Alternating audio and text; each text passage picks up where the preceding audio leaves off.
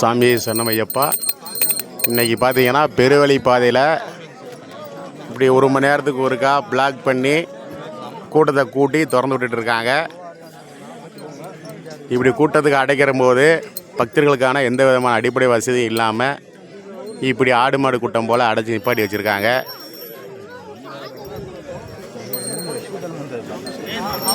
பெருவழி பாதையில் ஏற்கனவே சிரமப்பட்டு தான் சாமியை நடந்து வருவாங்க. அப்படி இருக்கிற சூழ்நிலையில் இப்படி வேணும்னே கேரளா அரசு எதற்காக இந்த மாதிரி செய்கிறாங்கன்னு தெரியல.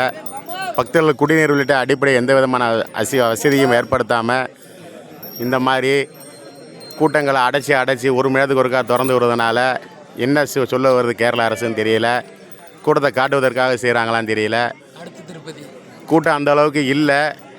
இருந்தாலும் இவங்க கூட்டத்தை காட்டுறதுக்காகவே இந்த மாதிரி பிளாக் பண்ணி காட்டுக்குள்ளே பக்தர்கள் ரொம்ப சிரமத்துக்கும் இன்னலுக்கும் ஆளாக்கி வருது இந்த கேரளா கவர்மெண்ட்டு. சாமி சரணம், சாமி சரணம் ஐயப்பா.